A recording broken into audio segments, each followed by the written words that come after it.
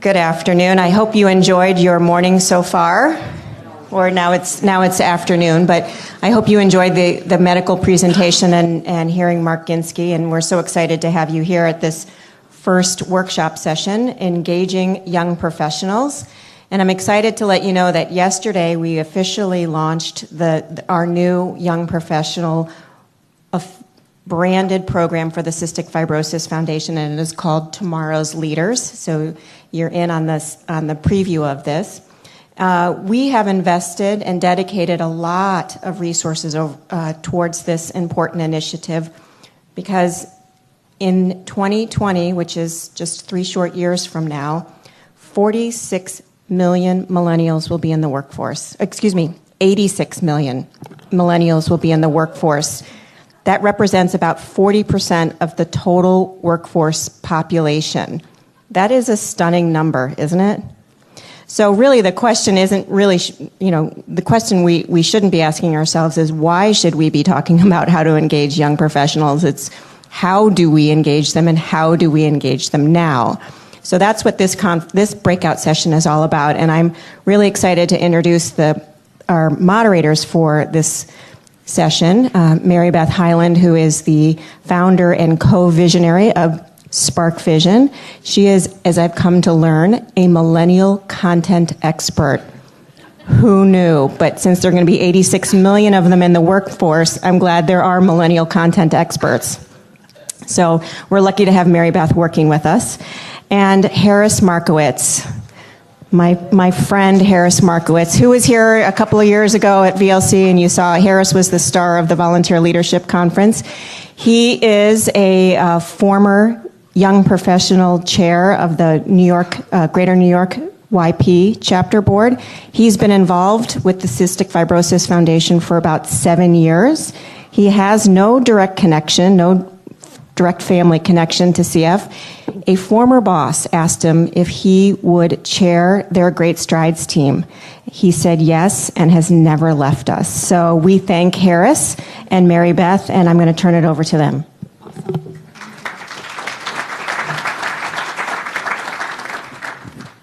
And thank you so much, Molly. For folks who don't know Molly Riley, that's her right there. I'm sure you've heard her name several times, as I did this morning in the presentation. So it's such an honor to be able to do this. I'm sure I should be talking about this slide, that if you want to have any questions for us today, it's the same as you heard in the session earlier. Also for the folks joining us online, they'll be able to participate as well. So really, a lot of people are probably wondering, like, what the heck is a millennial content expert? Like, what is that? How can you even say that that's what you do? And so I'm going to give you a really quick overview. I used to work for United Way, which I'm sure many of you are familiar with, and I was given the opportunity to inherit a young professionals program. At the time, it had very low return, very low participation. People didn't really know what it was. And they basically handed it to me and said, you can just figure this out. And for me, that was an ideal situation. So within a year, membership quadrupled. And then after a year and a half, it became the national best practice model.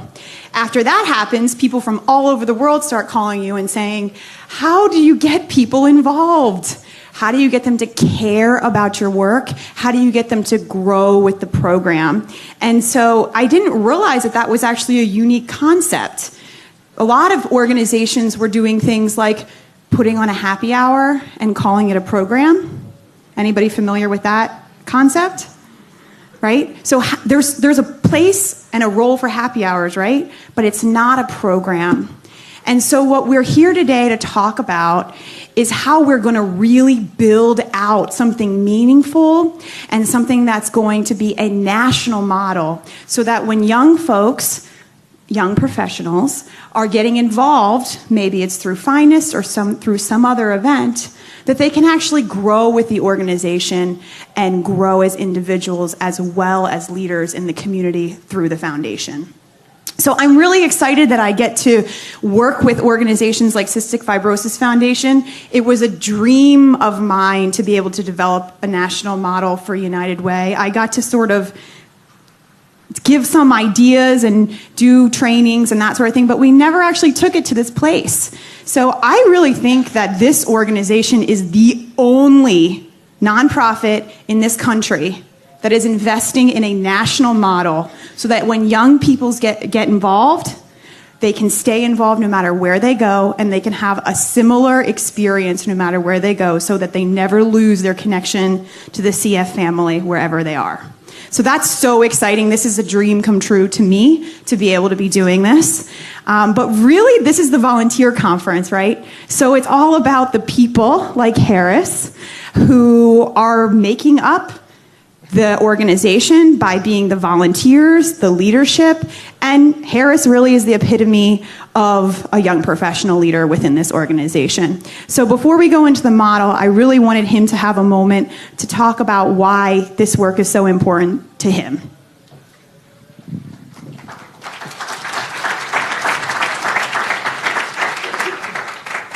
Thank you, Mary Beth. So, like Molly said, I've been involved with the foundation now for about 8 years. As Molly had noted, I don't really have a direct connection to cystic fibrosis. My story began about 8 years ago. I was an auditor at the time, working about 60 hours a week. I was knee-deep. I was only focused on work. I wasn't even thinking about a social life. My manager approached me and said, "Have you talked to Lynn lately?" Now, Lynn was my first boss out of college. She was now my audit client and also a good friend. So, sadly, I felt bad when she asked me that question that I had not talked to Lynn. So I somewhat guiltily said a simple no.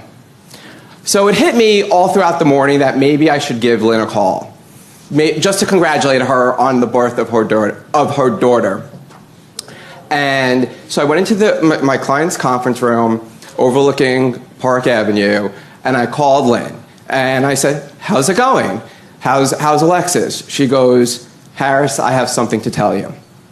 She's like, "It's been very hard for me to talk about it, which is why I haven't reached out, but Alexis was born with a disease called cystic fibrosis." Hearing those two words, and my mom is a nurse, I've heard the disease growing up. I didn't know much about it, but I knew it was known as an orphan disease. And that's the extent of what it was, and a lung disease. That was the only two things I knew. So hearing that her daughter had cystic fibrosis just hit me. I was staring out the window, looking at the cars going by, mesmerized, frozen, and numb. And my initial reaction was, "Is everything okay?" Just sort of blurted out because I didn't know what else to say. And Lynn's like, "Relax, it's okay." She's like, "Alexis, we knew right when Alexis was born that something wasn't right, and that and that the doctors, after doing several tests, figured out that she has cystic fibrosis, and luckily she's being treated and she's okay." I said, "Well, look, I'm here. If there's anything you need from me, I'm here for you." So a few months later, and this was a cold January day at the time, so about, I would say in March, she called me and she said, "I have a favor to ask of you." I said, "Anything." I said, whatever you need, I'll do. She says, "Will you lead a Great Strides team for cystic fibrosis?" So luckily, that was Alexis is to the right. She's now 8 years old. She's on our combi, and I'm happy to say she's doing very well.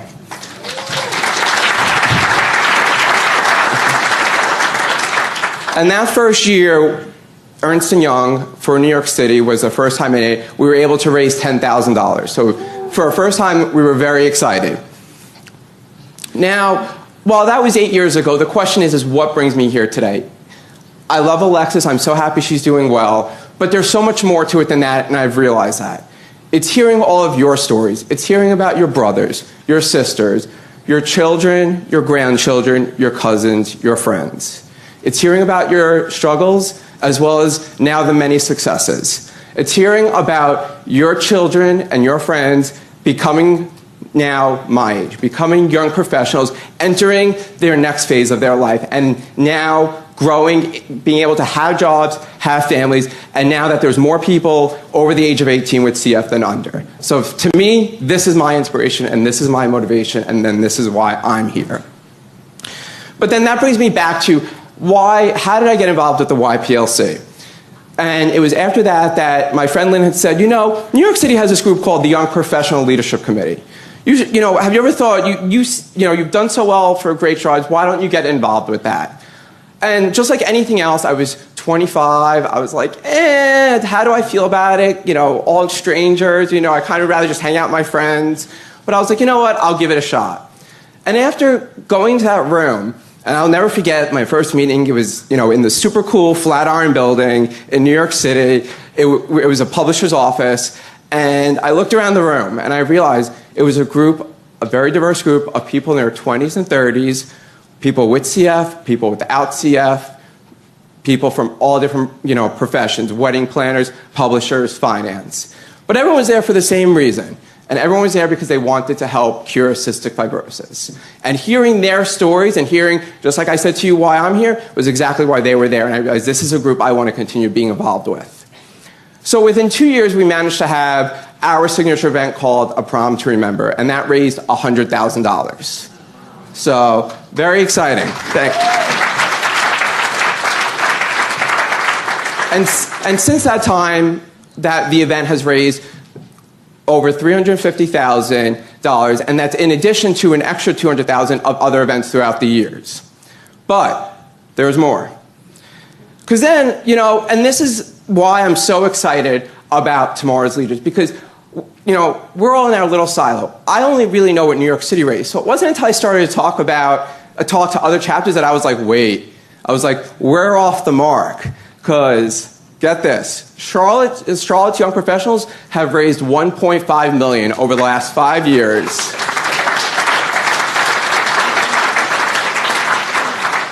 And Pittsburgh has raised $2.6 million.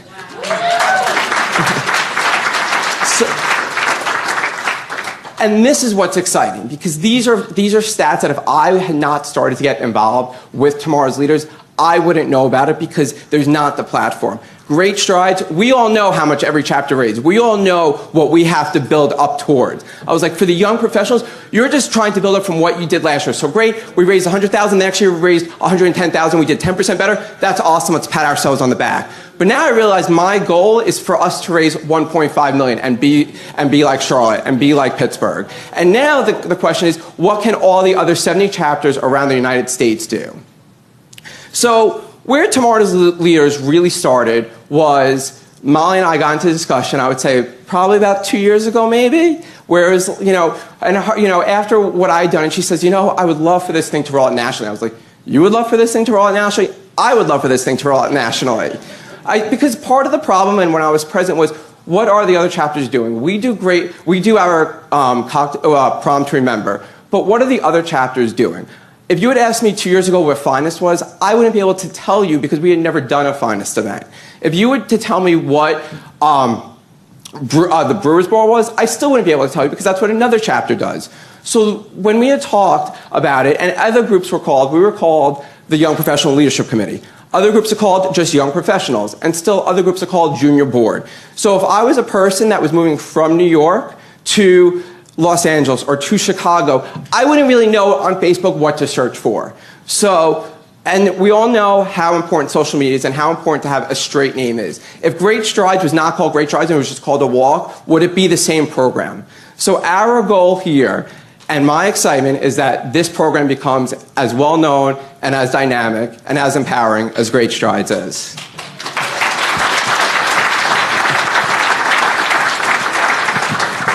Awesome. So we're going to start telling you a little bit about what this is all about.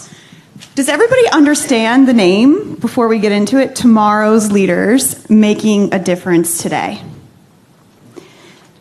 I'm sure you all heard, if anyone was paying attention this morning, there was a lot of talk about this tagline, just that building tomorrow's, and that's what this group is. This is emerging leaders. These are tomorrow's leaders who are really making that difference today. So we loved being able to do that, really build on the CF branding already.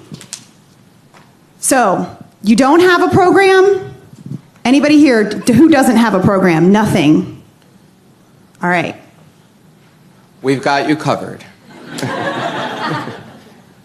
Already have a program? Who's already got a program? We'll help you. You're going to grow. Yeah. The whole point of Tomorrow's Leaders, and there's a whole group of us that have worked on this, is we don't want to replace what you already have. The goal is for this to complement what you have. It's to be able to build upon. It's for New York City to still have what's now known as Cocktails for a Cure, but to maybe also think about having a finest event and see what other groups are doing. How do you pick out the nominees? How do you pick out who you're honoring? How much are they supposed to be raising? But then likewise, people that have finest events, that's their only, for a lot of chapters, that's their only one event. And what happens to those young professionals after they're honored? Are they included in other events, or do they just leave? Is there a program that we can help you, every chapter start, that incorporates the two groups, the current YPLC programs, the current finance event, and likewise for chapters that have nothing, how can we help you start something? Where no one's expecting you to raise the $1.5 million. But think about it, if your chapter, especially a small chapter, could somehow raise $10,000, that would probably add to your bottom line. And I think Harris has made a really good case, even with his own story and a couple other stories. Any chapter who says they don't see this as a good use of their resources is really missing out. Both what Molly was talking about this generation is really going to be taking over the workforce in a very short period of time, and also the fact that these young professional individuals are ready and excited to be involved. They just don't know what to do because there isn't a clear path right now for them outside of most of the time a one-off experience that they're having. So that's what this model is all about. We want to reassure you that if you already have your program, we're not going to tell you that you got to redo it all. You just have to call it Tomorrow's Leaders. That's the one piece. And then we're going to have a couple of other pieces that are pretty standard, but we're not going to go into those right now. The official full model will be rolled out this summer. And the one thing I'll say that and what I've appreciated, I think, most about being involved is actually feeling like you're making a difference. As someone without a direct connection to CF, the exciting thing for me is hearing that last session, hearing all the scientific facts and all the therapies that's happening to make people with CF live longer. And these are sort of the things that people in my age group need to know, because one thing about young professionals, they want to feel like they're making a difference. It's great that they're raising a few $100s here and there, but that's not enough to keep them involved. So our goal with Tomorrow's Leaders is to empower them and to give them the tools that makes them stronger within their organization. Absolutely. So, by a round of applause, who has a finest program? All right, I'm going to go through a bunch of programs, and I want you to clap if you have them. What about Great Strides? Okay, a little more there. Dinner Dance. CF Climb. Wow, most everything's covered here. Golf. Cycle for Life. Okay, now applaud if you didn't applaud at all yet. Okay, so that is wonderful, because that means every single person here, every single organization has a starting point. It already exists for you.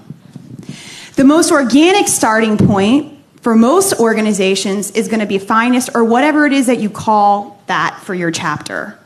So 40 in the Under 40, there's a lot of different names in different regions. And one of the things I want to point out before we go any further along in this section is that all of these categories, these are like placeholders. So don't take this literally as I go through the rest of the presentation. If you don't have golf or dinner dance or CF Climb, what are some of the programs that you have in New York that would maybe you wouldn't have this, but you'd have something else? One of our most popular things has been Soul Cycle events, and any sporting event, a boot camp event.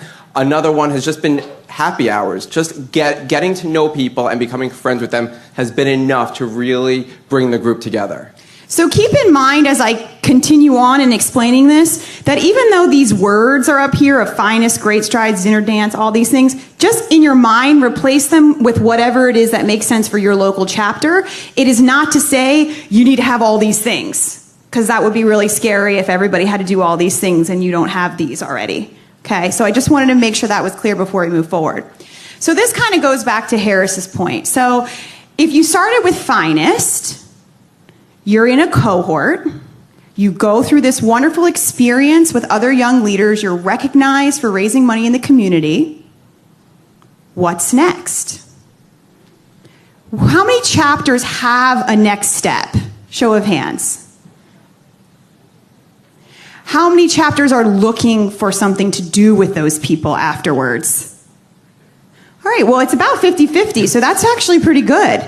So the whole idea here with the Tomorrow's Leaders program is that you can take your events that already exist and create a path.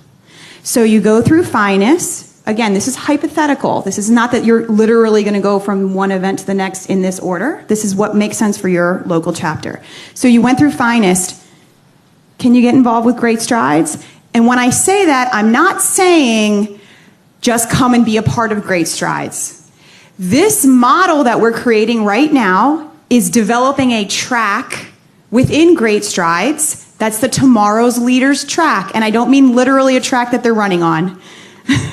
I mean conceptually, we are building out the programming that can exist to complement the events that are already your signature programs at your organization. So you go to Finest, and the last thing people want to do is say, oh, now you got to raise some more money for Great Strides, right? In the same year. Thank you, let's get some more money, right? So if someone graduates from Finest, they can become a part of Tomorrow's Leaders.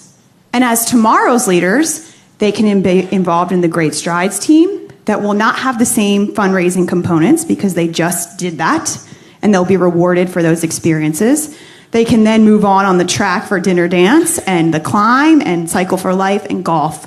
So the whole idea is instead of programs that are happening and don't necessarily have a clear line for young professionals, we're creating that clear line for you guys to just apply in your local chapters. So all of those things together, all wrapped in together, is Tomorrow's Leaders.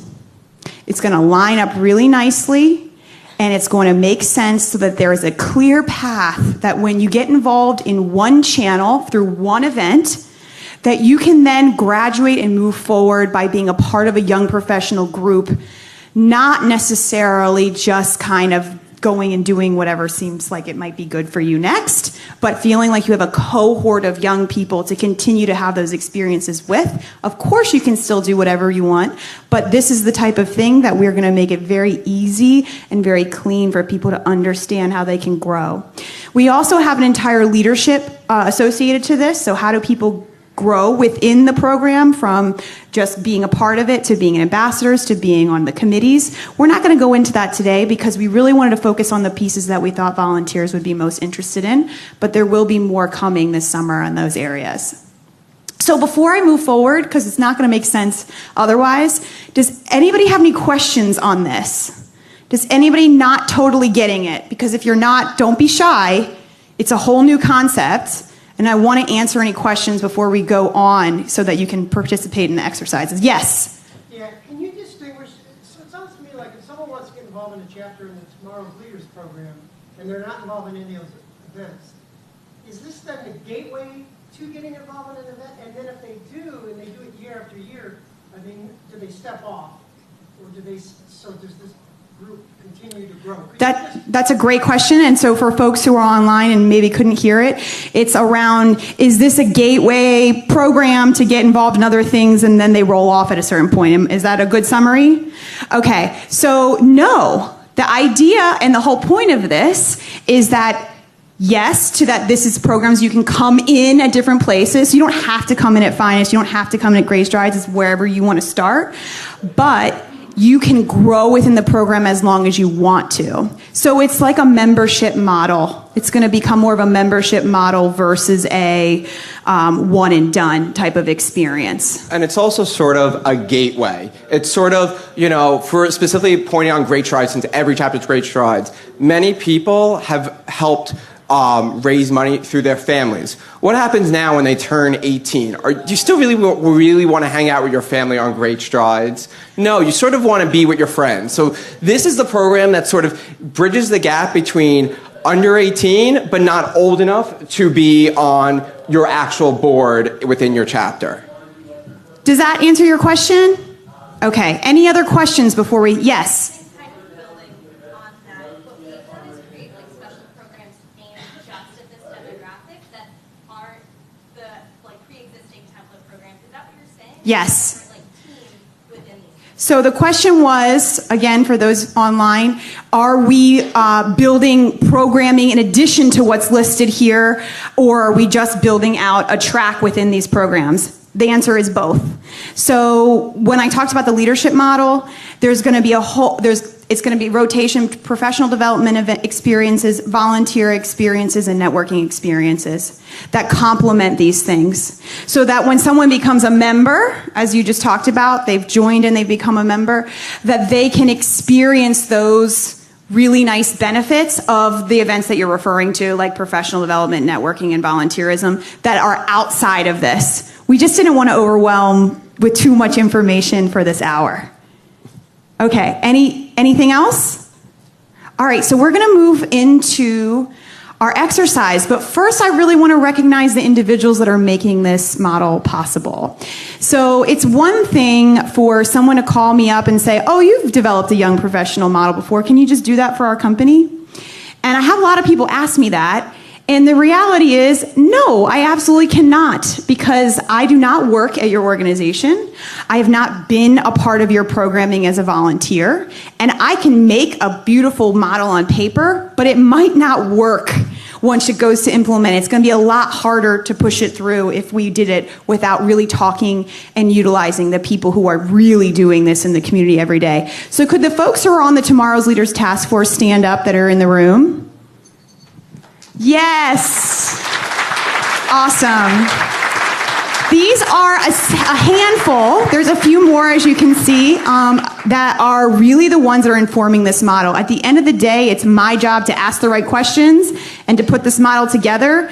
But these are the people who are doing the hard work every day and informing the way in which we're doing this work. So rest assured, none of this is coming out of the blue. It is totally aligned with the culture and the way in which you already do your work within the foundation.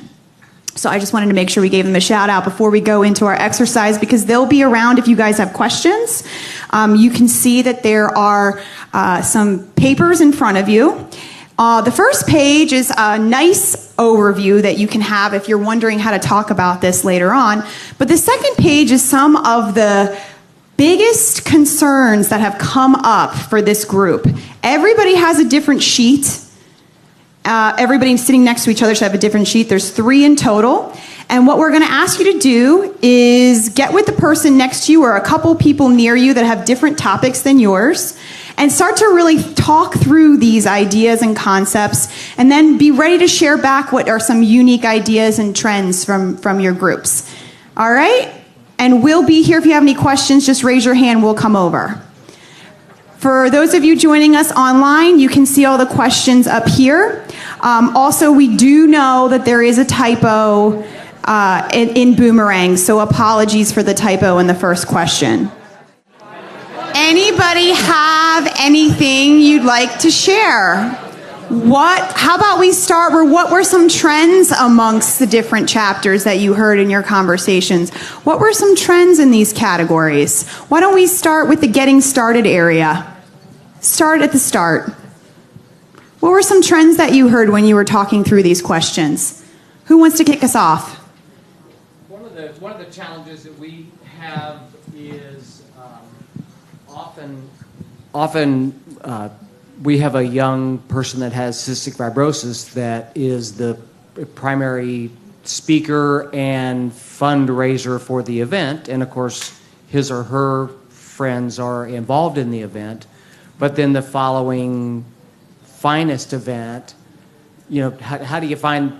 Because it's hard to just depend on the one kid with the person with CF. So that's one of the, I think, trends we found around the room is how do we find a solution for that? How do you get your reach a little further when people have just already been tapped on and aren't ready to take the next step right away? Yes. Okay. Yeah, and I just, if I could, and I'll speak for Stephanie real quickly, and one of the things Stephanie's group is working on, which I thought was interesting, is young parents that have infants with cystic fibrosis. Those young people can be together in the room together, and so you tend to create a group of folks that you can depend on finest event after finest event because they can be together, which I thought was a really brilliant way to approach that. Right? Yeah, it is a wonderful concept. That is a great, unique idea there. Anybody else for the getting started? Any trends or unique ideas in these questions? I think a trend that is really important to keep them engaged is consistency. So, we have, we don't have something once a month, but I think having something once a month or trying to do something once a month is going to keep people, keep the momentum and keep them engaged. If they can't come to our one event that's in May, and then the next thing's in July, we're going to be losing, and people are going to be dropping off because people want a purpose and something to continue to go to. Wonderful point. If you're not in front of people, you're easy to be forgotten. Actually, Harris and I were talking about this earlier, how fickle our generation is. Also, if they have a bad experience, they're not jumping on board to just give you another chance.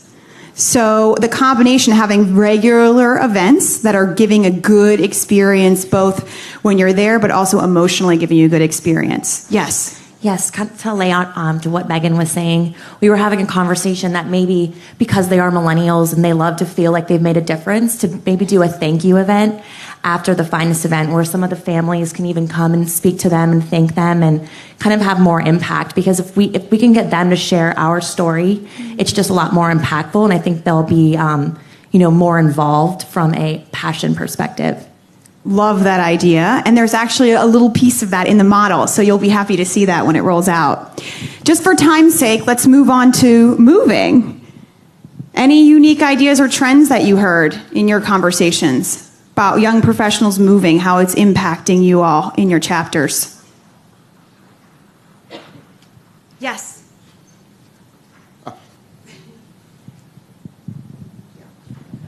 I think the trend within our table was that we don't have a clear path for them. So if it's a really active volunteer or honoree and they are really proactive, they'll reach out to the CF staff partner and figure out, who's the connection at that new chapter. But, that's only the really motivated ones. So for the most part, I think we're losing more than we're keeping. I'm sure that other people can empathize with that. Yes. Similar to that, we were talking about the difference between young chapters and older chapters, and if there could be some mentorship between someone like New York and us who's only a year old. How did they grow? What were their best practices? Because we feel like we're just doing it on our own, and having them share with us and we feel connected to a national movement. Awesome. Well, you're going to get that. What we call boomerangs. How do you get people to come back after they've been involved in something? What did you all hear in your conversations? Ideas and unique ideas, or trends and unique ideas. Yes, behind you, Harris. I don't know that we came up with any ideas, but the recurring theme at this table, really for all 3 points, was there isn't a clear path.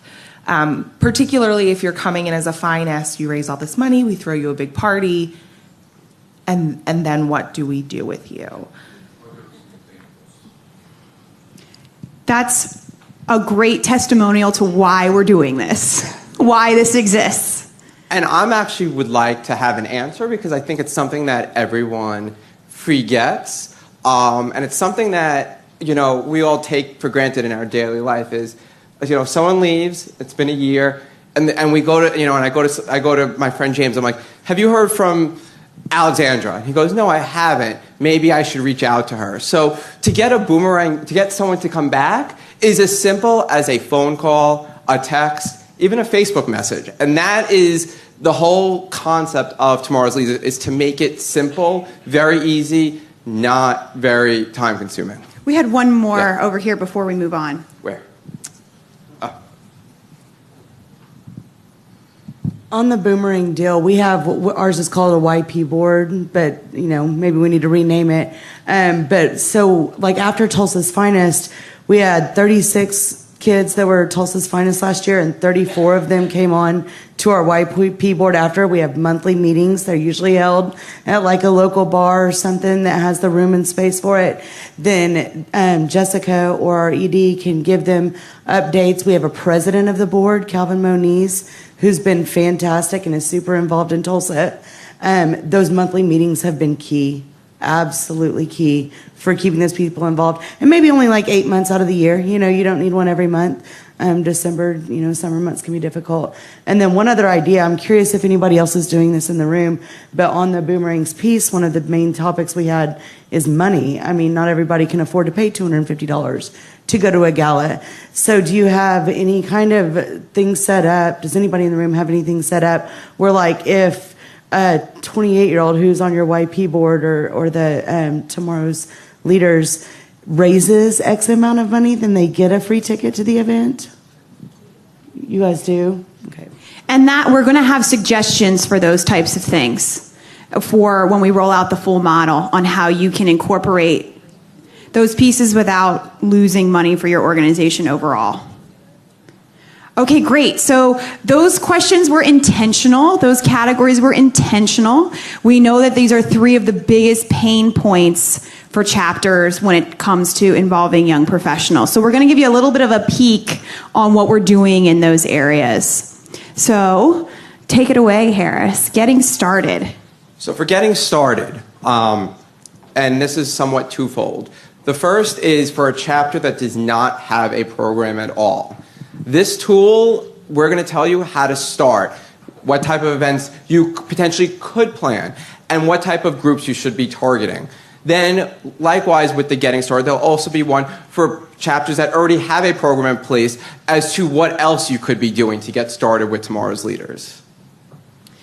Then for the boomerangs that we just talked about, we're going to have an entire program with templates and easy access tips and tools on how you can actually re-engage folks who were involved in the past. So the whole idea of this model is to make it easy and really tangible concepts and things you can apply right away.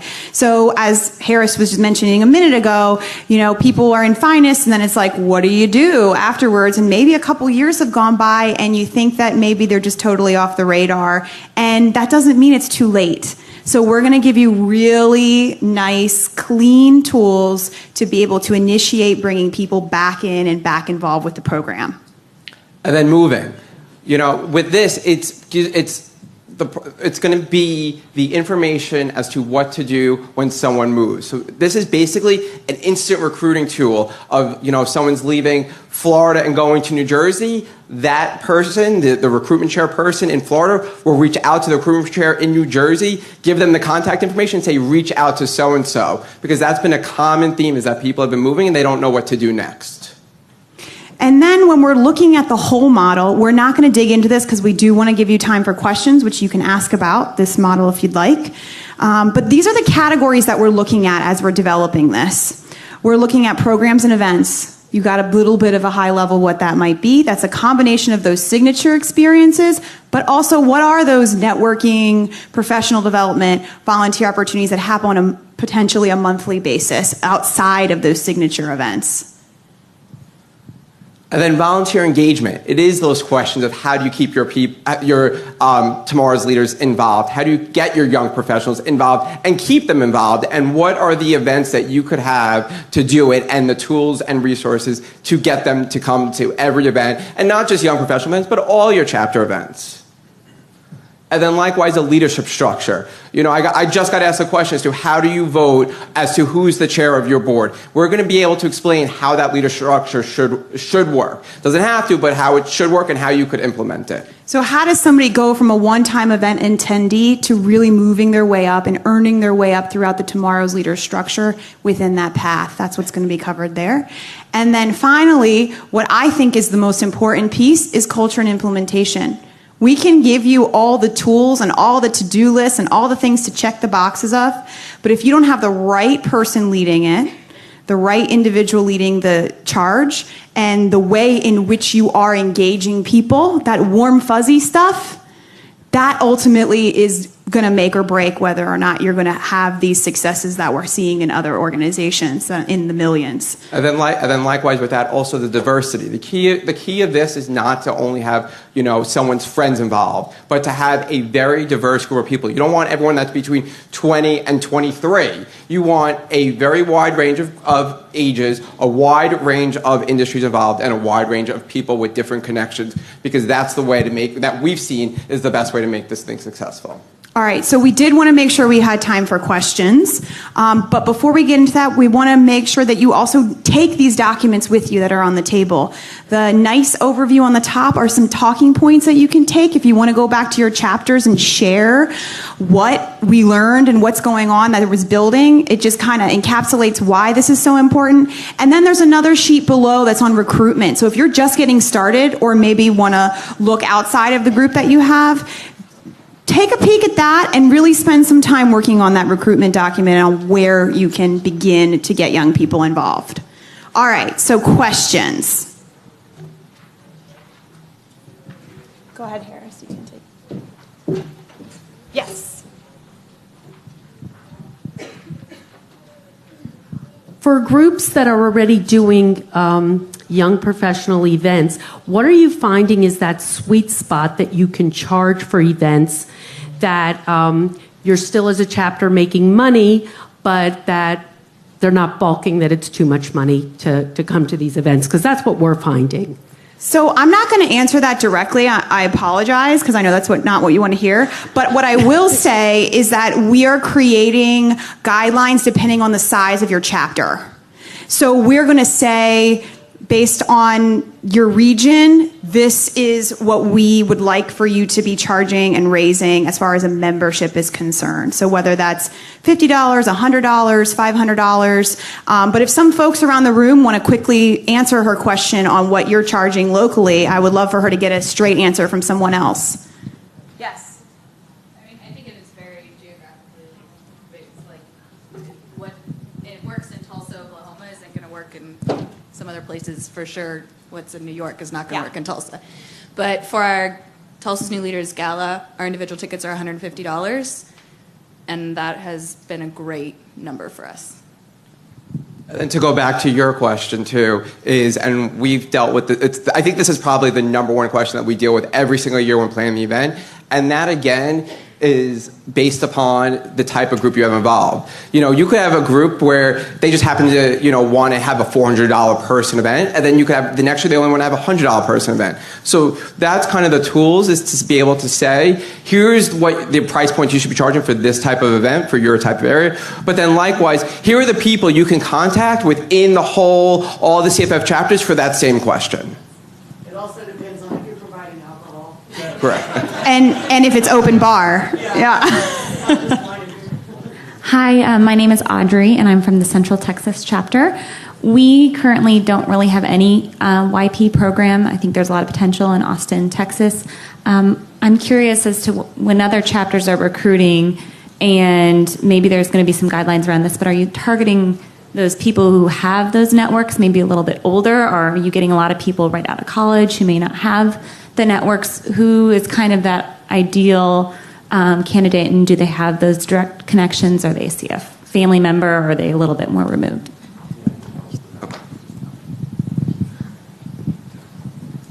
And I already recruited you for my finest workshop tomorrow, so we'll get into that some more. But when you're establishing and trying to get something up and running, the reason why for us in Pittsburgh, the finest program, and I believe across the board we can all agree the finest program is probably the best feeder system, is because you can start by identifying, like we identify people in certain, we're very lucky, so it's hard to use us as an example because we have this thing rolling, but you're talking about finding people in businesses that, we want to be associated with, and finding those media partners and things like that, and you can start in places like that. The mission moments are huge to get somebody connected. When we had our little round table here, you heard that there's a young professional board that they meet as a networking group, and it's not even really truly connected to the foundation.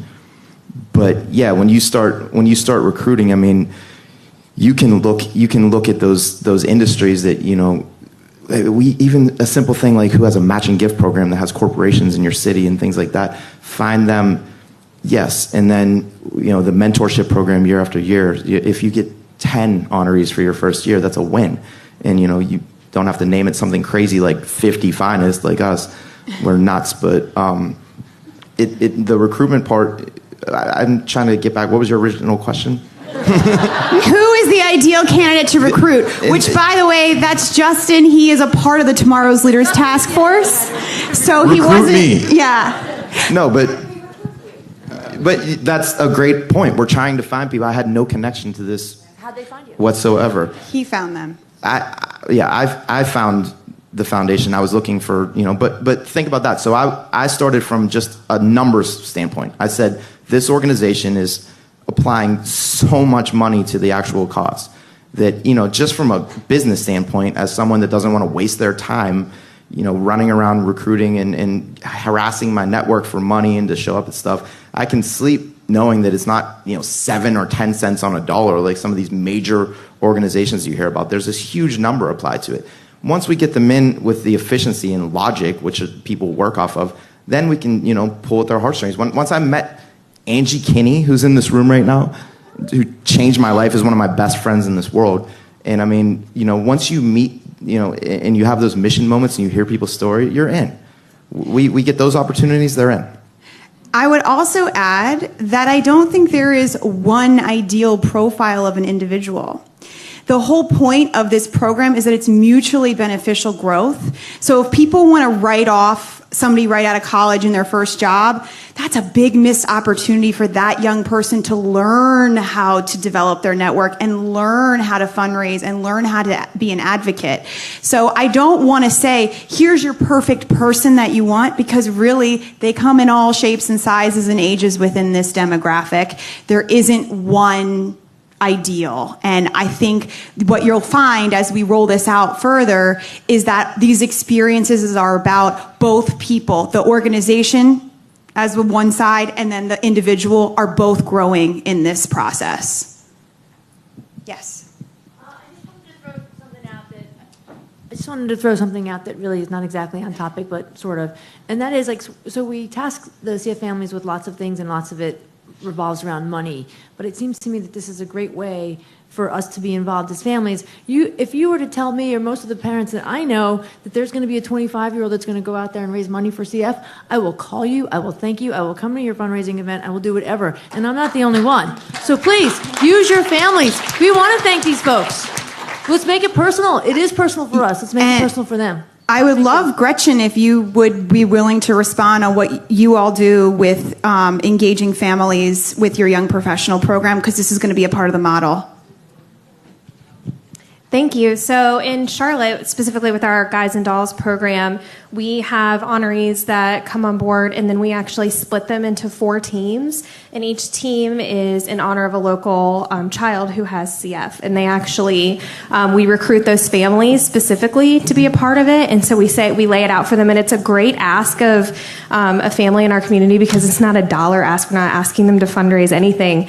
But essentially they're the face for these folks. And the people who are involved, the young professionals, get to meet those families. They get really ingrained with them. And actually, Brittany, who's sitting right here, she's a proud member of Team Ava. So if we have a second, Brittany can talk about, how what that's meant to her, or you can come up and ask her at another time. But it really has been powerful. It's probably my favorite thing that we do through Guys and Dolls. That's awesome. Did you want to say a couple words, and then we're going to wrap up? Sure. Yeah, I think it's just going back, and Justin, nice to meet you. We are leading the Finest Breakout tomorrow together. Hey, nice to see you. So I think everybody should come to that. But, really, it's just going back to that mission moment. I personally also did not have a connection to CF. I met Ava. I watched her do her treatments and sing Frozen.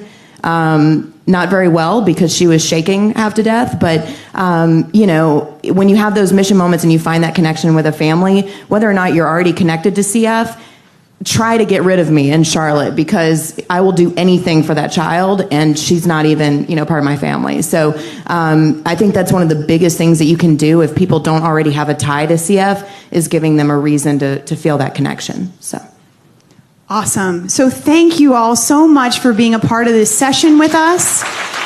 Harris and I will be around if you want to stick around and ask any questions. But I have to plug that tomorrow at 2:30, right, Leah? 2:30 is 2 o'clock is the finest session. So for anybody who's looking to build their program, make their finest session bigger, please go and hear more about how you can do that. So thanks again for being a part of this with us today. Thank you.